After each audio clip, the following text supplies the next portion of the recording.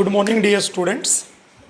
Today we are going to discuss the remaining part of our lesson, number 3 of history, Nazism and the rise of Hitler. Here we are going to discuss from the point 1.2, political radicalism and economic crisis. Sir, political radicalism means when Weimar Republic was set up in Germany after the defeat of Germany in First World War. There were many groups which were not agree with the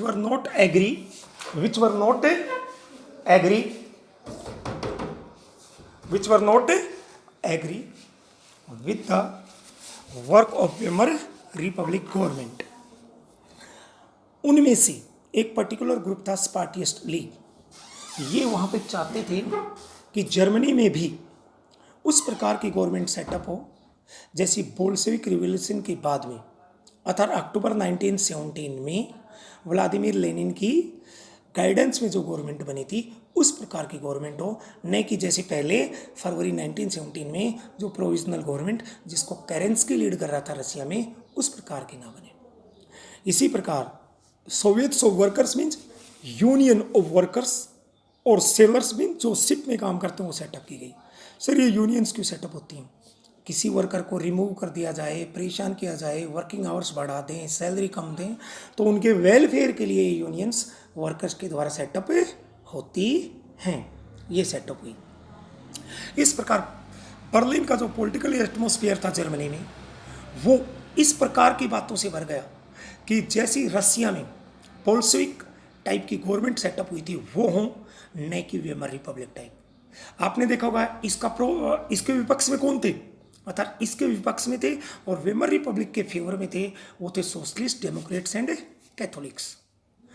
और ये लोग Weimar Republic को democratic और Republic बनाने में लगे हुए थे.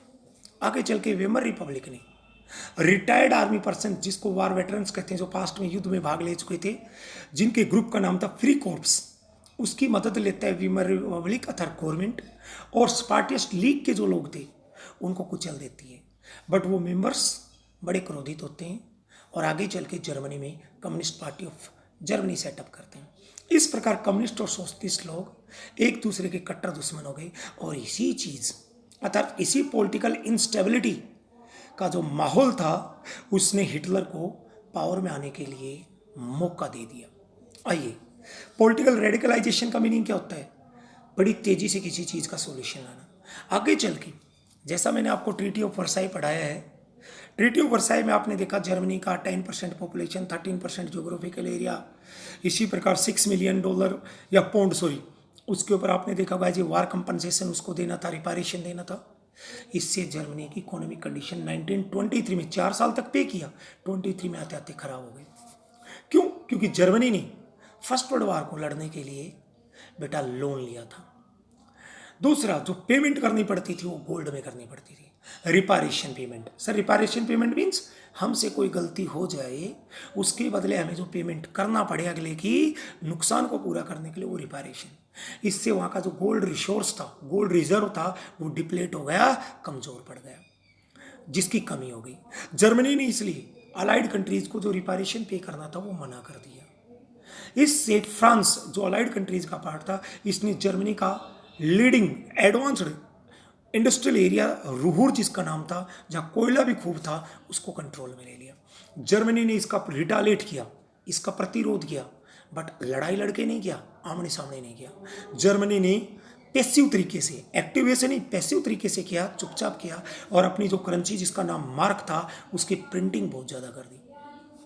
इससे सर्कुलेशन में पैसा बढ़ गया, लोगों के पास पैसा तो बहुत हो गया, बट जर्मनी की जो करेंसी थी उसकी बेटा क्या थी, उसकी वैल्यू गिर गई. और इस प्रकार अप्रैल 1923 में उसकी जो लोगों की जर्मन जो करेंसी थी मार्क, वो जहां अप्रैल 1923 में $1 इज इक्वल 24,000 जर्मन क्या थी, मार्क थी, वह दिसंबर आते आते ट्रिलियंस में कन्वर्ट हो गई. इस प्रकार जैसे ही इसकी वैल्यू घटी, प्राइसेस ऑफ गुड्स हाई हो गए, सोर हो गए, राइज अप हो गए, जर्मन की इमेज ये बन गई, लोग कार्ट लोड्स मीन्स बैलगाड़ियों में, बुलक कार्ट्स में मटेरियल ले जा रहे हैं, और एक रोटी का ब्रेड परचेज करने के लिए, ब्रेड पैकेट परचेज करने के लिए, टुकड़ा परचेज करने के लिए बोरियों में नोट भर के ले जा रहे हैं। इसे हाइपर इन्फ्लेशन कहते हैं। हाइपर इन्फ्लेशन क्या होता है? जब सेम अमाउंट में आपको कम गुड्स मिलने लगे। सपोज 100 रुपये में आपको 2 kg शुगर मिलता है, बट सिचुएशन ऐसी हो जाए, करेंसी की वैल्यू घट जाए और उसी 100 रुपये में जब आपको 1.5 kg मिलने लगे, इट मीन्स आपकी करेंसी की वैल्यू गिर गई, महंगाई बढ़ गई। इसको हाइपर इन्फ्लेशन कहते हैं। ऐसे हालात में अमेरिका इंटरवेन करता है, दखल देता है, बीच में आता है और जर्मनी को फाइनेंशियली हेल्प करने के लिए एक राहत पैकेज लेके आता है, जिसको बेल आउट पैकेज कहते हैं। जर्मनी को मदद करता है, ये लोन देगा जो भविष्य में भी इंटरेस्ट लेगा, बट ऑन द स्पॉट मदद करेगा। उस प्लान का नाम डेवेस प्लान रखा गया। अभी आपने देखा होगा थोड़े दिनों पहले, कोविड से पहले ही पाकिस्तान की इकोनॉमिक कंडीशन बड़ी खराब थी। इमरान खान प्राइम मिनिस्टर बड़ा परेशान था। उसने IMF, जो इंटरनेशनल मॉनेटरी फंड एक इंटरनेशनल ऑर्गेनाइजेशन है, वर्ल्ड बैंक एक इंटरनेशनल ऑर्गेनाइजेशन है जो पैसे से रिलेटेड काम करते हैं, मनी से रिलेटेड, उनके सामने झोली फैलाई कि हमें कुछ मदद दो, हम अपने सिस्टम को मैनेज करके रिटर्न करेंगे, और IMF ने उसको बेल आउट पैकेज दिया भी। लाइकवाइज जर्मनी को अमेरिका ने दिया। अब देखिए, जब दिया तो 1924 से 28 तक सब कुछ इकोनॉमिक सिस्टम स्टेबल रहा जर्मनी में, बट ये सभी टेम्परेरी अरेंजमेंट था। जैसे ही फर्स्ट इकोनॉमिक डिप्रेशन 1929 में आया, उसकी जैसे ही हवा चली, हवा चलने का मतलब उसका आभास हुआ, ये इस प्रकार गिर गया जैसे ताश के पत्तों का महल हो। जैसे हमने रेत की मिट्टी से महल बनाए हो, जैसे छोटे बच्चे रेत में खेलते हैं, आप देखते हैं घर घर बना के खेलते हैं, लड्डू लड्डू बना के खेलते हैं, और वो थोड़ी देर में टूट भी जाते हैं। लाइकवाइज तहस नहस हो गए। जर्मनी में जो इन्वेस्टमेंट था, इंडस्ट्रियल रिकवरी थी, ये सब किस पे डिपेंड था? अमेरिका से। और ये शॉर्ट टर्म लोन था। बेटा 2-3 तरह के लोन होते हैं, short term, mid term, long term. Long term जिसकी इंस्टॉलमेंट्स आज शुरू होंगी नहीं होंगी, जैसे आज आपने 1 करोड़ का लोन लिया, 10 साल बाद में इंस्टॉलमेंट शुरू। और शॉर्ट टर्म मीन्स आज आप लोन लेते हैं, साथ के साथ आपकी विद इंटरेस्ट इंस्टॉलमेंट स्टार्ट हो जाती है। अब देखिए, जैसे ही ग्रेट इकोनॉमिक डिप्रेशन आया, सभी देश की सभी कंट्रीज की जो कंपनियां होती हैं, उसकी मार्केट प्राइस होती है, उसको शेयर बोलते हैं। उसको एक ऑर्गेनाइजेशन कंट्रोल करता है, उसका नाम, जैसे इंडिया में सेंसेक्स है, अमेरिका में और कुछ है जिसको एक्सचेंज बोलते हैं, एक्सचेंज सेंटर। जैसे इंडिया में ये मुंबई से चलता है, दलाल स्ट्रीट से, और अमेरिका में वॉल स्ट्रीट एक्सचेंज न्यूयॉर्क से। जब ग्रेट इकोनॉमिक डिप्रेशन आने लगा, कंपनियों की वैल्यू गिरने लगी, उनके प्राइसेस गिरने लगे 1929 में, तो लोगों ने फ्रेंटिक एफर्ट्स मीन्स जल्दबाजी में, हड़बड़ाहट में अपनी जो कंपनियों में शेयरिंग ले रखी थी वो बेच दी। एक दिन 24 अक्टूबर 1923 को, एक दिन में 24 अक्टूबर 1929 को एक दिन में ही 1 करोड़ 30 मिलियन शेयर्स बिक गए। इसको अमेरिका के इतिहास में ब्लैक मंडे कहा जाता है। और आप देखोगे 1929 से 1930 आते आते 3 इयर्स में इन अमेरिका की national income mean GDP, geography economics में आपने पढ़ा GDP क्या है, अर्थात total income from all the sectors, वो घट गई। फैक्ट्रियां बंद हो गई क्योंकि परचेजिंग नहीं थी लोगों की। एक्सपोर्ट में जो दूसरे देशों में माल बेचते थे वो घट गया। फार्मिंग जो करते थे वो पूरी तरह बर्बाद हो गई। क्यों? क्योंकि लोग खरीदार नहीं थे, और जिन लोगों ने मार्केट में किसी कारण से पैसा इन्वेस्ट कर रखा था, उन लोगों ने बेटा अपना विड्रॉल कर लिया। ग्रेट इकोनॉमिक डिप्रेशन को रिसेशन नाम से भी जाना जाता है। अब जर्मनी तो दुनिया में सबसे बुरी तरह इफेक्ट हुआ। जर्मनी में जो 1929 में जो प्रोडक्शन होता था इंडस्ट्रीज में, 1930 आते आते ये 40% पे आ गया। इट मीन्स 60% कर गया। इट मीन्स 60% जॉब्स चलेगी। क्या तो लोगों को जॉब से निकाल दिया, या किसी फैक्ट्री ओनर ने वर्कर्स को नहीं रिलीव किया तो वेजेस घटा दी। और ये बेरोजगारी का रेशियो, इसके कारण 6 मिलियन मीन्स 60 लाख लोग हो गए। जर्मनी की गलियों में लोग गले में पट्टे डाल के घूम रहे थे। वो लोगों को कहते थे willing to do any work, कोई भी काम करने को तैयार है। वहाँ के जो युवा थे, यूथ थे, वो गली में कहीं भी बैठ के ताश खेलते थे, पत्ते खेलते थे, इधर उधर गप्पे हाँकते थे। क्यों? काम नहीं था। और जैसे जैसे जॉब्स डिसअपियर हुई, नौजवान लोग, यूथ लोग, 20, 25, 30, 40 साल की एज के लोग बेटा क्रिमिनल एक्ट में, चोरी डकैती छीना झपटी पे आ गए, और हर प्लेस के ऊपर चारों तरफ निराशा ही निराशा। क्यों? जॉब नहीं थी, काम नहीं था, तो लोग डिसअपॉइंटेड हो गए। इस इकोनॉमिक क्राइसिस ने लोगों में बहुत ही ज़्यादा एंजाइटी क्रिएट कर दी, लोगों के दिमाग में डर पैदा कर दिया। मिडिल क्लास के लोग जैसे डॉक्टर्स, लॉयर्स, टीचर्स, प्रोफेसर्स आते हैं, सैलरीड लोग या जो रिटायर्ड लोग हैं जिनको पेंशन मिलता है, उनकी, जैसे मैंने कहा जर्मन करेंसी की वैल्यू गिर गई, तो उनकी जो पास्ट सेविंग थी उसकी वैल्यू गिर गई, बिजनेस बर्बाद हो गया। सेल्फ एम्प्लॉयड मीन छोटा मोटा जो पर्सनल काम धंधा करके जो लोग अपनी रोजी रोटी चलाते हैं, लाइवलीहुड मैनेज करते हैं, वो बर्बाद हो गई। रिटेलर्स, जो एक होता है होलसेलर, एक होता है रिटेलर। होलसेलर बल्क में चीज़ें बेचता है, लोटो बेचता है, और रिटेलर कंज्यूमर्स को एक एक करके बेचता है, कस्टमर्स को। उनका काम बर्बाद हो गया। उसके बाद में आप देख पाएंगे कि इस प्रकार बिजनेस बर्बाद हो गए। सेक्शंस ऑफ सोसाइटी, जो मिडिल क्लास के ये लोग थे, इनके मन में डर आ गया कि वो प्रोलिटेरियनाइजेशन हो जाएंगे। इट मीन्स उनकी सैलरी की वैल्यू इतनी घट जाएगी कि वो मजदूर क्लास में आ जाएंगे। केवल वही लोग अपने को खतरे से बाहर रख पाए, about the head about the water means खतरे से बाहर रख पाए। क्यों? क्योंकि ऑर्गेनाइज्ड लोग, आप इको में पढ़ चुके हैं, ऑर्गेनाइज्ड लोग कौन थे बेटा? वो लोग जिनकी जॉब सिक्योर थी, जॉब अपॉइंटमेंट होता है, पेड हॉलीडेज होते हैं, जैसे गवर्नमेंट टीचर्स हैं, डॉक्टर्स हैं, ये लोग ये मैनेज कर पाए। चारों तरफ mass peasantry means lot of people from the farming sector, उनके एग्रीकल्चर के प्राइसेस गिर गए, बर्बाद हो गए। महिलाएं घरों में आटा, दाल, चीनी, शक्कर, चाय, टी लीफ वगैरह नहीं थी, बच्चों का पेट नहीं भर पाती थी, बहुत हालत खराब हो गई। आगे वेमर रिपब्लिक जो सेटअप हुआ था, उसके सामने बड़ी समस्याएं थी, उसका पॉलिटिकल एक्सपीरियंस भी नहीं था, इसलिए पॉलिटिकली फ्रेजिल मीन्स वीक था। दूसरा, वेमर रिपब्लिक का जो कॉन्स्टिट्यूशन लिखा गया था, उसमें बेटा शुरुआत से ड्रॉबैक्स थे, डिफेक्ट्स थे। इसमें एक तो क्या, जिसके कारण डिक्टेटरशिप है, एक तो प्रोपोर्शनल रिप्रेजेंटेशन था कि सभी पार्टियां गवर्नमेंट का हिस्सा होंगी, अर्थात कोलिशन गवर्नमेंट होगी। कोलिशन गवर्नमेंट क्या होती है?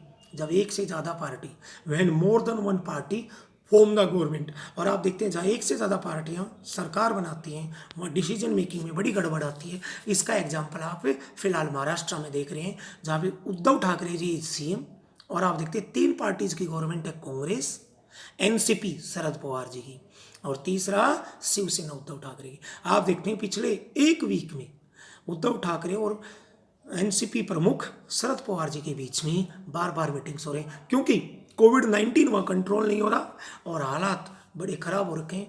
डिफरेंट पॉलिटिकल पार्टी जो मिलकर सरकार चला रही हैं, वो बड़ी बेचैनी में आ रखे हैं कि लोगों को हम मैनेज नहीं कर पा रहे, बीमारी को कंट्रोल नहीं कर पा रहे, तो जनता के प्रति हम क्या जवाब दें।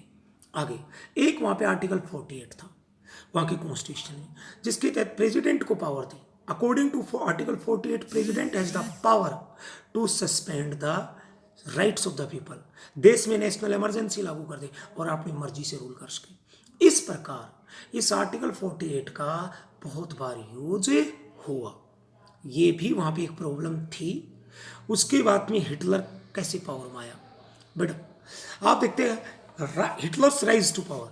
बेटा इस चीज़ में जैसे वहाँ की इकोनॉमिक कंडीशन पुअर थी, पॉलिटिकल इंस्टेबिलिटी थी, सोसाइटी में लोगों में बड़ी बेचैनी छाई हुई थी, जॉब नहीं थी, सोर्स ऑफ इनकम बर्बाद हो गए थे। हिटलर को इस चीज़ ने एक मौका दिया। हिटलर का जन्म कहाँ हुआ था? 1889 में ऑस्ट्रिया में। हिटलर की जवानी यूथ गरीबी में भी था। हिटलर ने फर्स्ट वर्ल्ड वॉर में एज ए आर्मी पर्सन भाग लिया। वो वहाँ पे एक मैसेंजर मीन संदेशवाहक था बेटा। उसने बड़ा he become a corporal means बड़ा ही बहादुरी से काम लड़ा। शुरू में जर्मनी एडवांस भी था, फर्स्ट वर्ल्ड वॉर में आगे भी बढ़ रहा था। ये तो कब हारा? जब 1917 में अमेरिका आ गया तो अलाइड कंट्रीज पावरफुल हो गए, 1918 में इसकी हार हुई। तो इसलिए इसको ब्रेवरी के लिए मेडल्स भी मिले। आगे चल के आपने देखा होगा जून 1919 में जो ट्रीटी ऑफ वर्साई हुई, उसके कारण जर्मनी की जो हार थी और ये जो ट्रीटी हुई, इससे हॉरिफाइड मीन्स डर गया और फ्यूरियस मीन्स क्रोधित हो गया कि मैं बदला लूंगा। 1919 में इसने एक छोटी पॉलिटिकल पार्टी ज्वाइन कर ली जिसका नाम था जर्मन वर्कर्स पार्टी। आगे चल के इस ऑर्गेनाइजेशन मीन्स पार्टी का हेड बन गया और इसका नाम रखा था national socialist German workers party. आगे चल के इसको या इसी पार्टी का निकनेम नाजी पार्टी भी कहते हैं। पावर में आने से पहले हिटलर ने 1923 में बेवेरिया नामक जगह पे एक रिवोल्यूशन करने की कोशिश की, बट वो फेल हो गया, अरेस्ट हुआ, देशद्रोह अर्थात देश के साथ धोखे का मुकदमा दर्ज हुआ, जेल रहा, लास्ट में छूट गया। 1930s मीन्स 31-32 तक अर्ली तक अर्ली मीन्स 31-32 तक नाजी पार्टी और हिटलर का वहाँ की पब्लिक में कोई बहुत ज़्यादा क्रेज नहीं था। बट जैसे ग्रेट डिप्रेशन आया 1929 में, जैसे जैसे 32 के बाद में आगे बढ़ा, हिटलर, बिजनेस बर्बाद हुआ, फैक्ट्री बंद हो गई, लोगों की जॉब्स चली गई, मिडिल क्लास लोगों का दुर्भाग्य हो गया था, बर्बाद हो गए। उस दौरान हिटलर ने अपना प्रोपेगेंडा में जिस प्रकार प्रचार किया, इस प्रकार लोगों से प्रॉमिस किए कि लोगों को लगा कि ये भगवान की तरह में बाहर निकाल सकता है।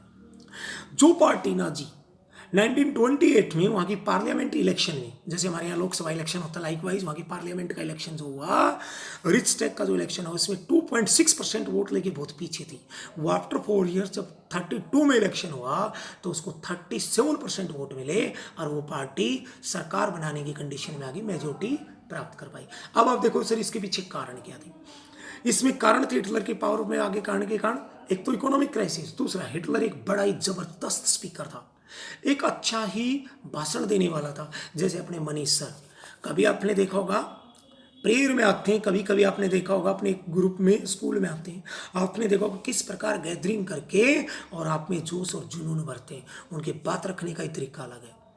जिस प्रकार मनीष सर में पैशन है, जिस प्रकार मनीष सर के वर्ड्स पत्थर में भी जान डाल देते हैं, इसी प्रकार आपने देखा होगा हिटलर ने वहाँ के निराश लोग, आप देखते हैं कोविड-19 में आपकी पढ़ाई को मनीष सर ने, हम लोगों से लगातार टच में रहते हैं, हम लोगों की पीठ थपथपाते रहते हैं, हमारे साथ जूम के माध्यम से मीटिंग करते हैं, बहुत मोटिवेट करते हैं, हमारे सामने बहुत सारे टारगेट्स भी रखते हैं, अचीव नहीं होते हैं तो गाइडलाइंस भी देते हैं। क्या कर रखा है? एज ए मसीहा इस कोविड-19 में वो अपने आरपीएस के लिए आ रहे हैं और सोसाइटी को दिशा, एक नई दिशा दे रहे हैं। लाइकवाइज हिटलर ने उस दौरान किया और इससे क्या हुआ कि उसने कहा मैं नौजवानों को वर्क दूंगा, मैं जो ट्रीटी ऑफ वर्साई है जिससे लोगों की डिग्निटी और प्राइड को लॉस हुआ है उसको मैं मैनेज करूंगा और जितने भी कॉन्स्पिरेंसी षड्यंत्र जर्मनी के खिलाफ उनको उखाड़ फेंकूंगा।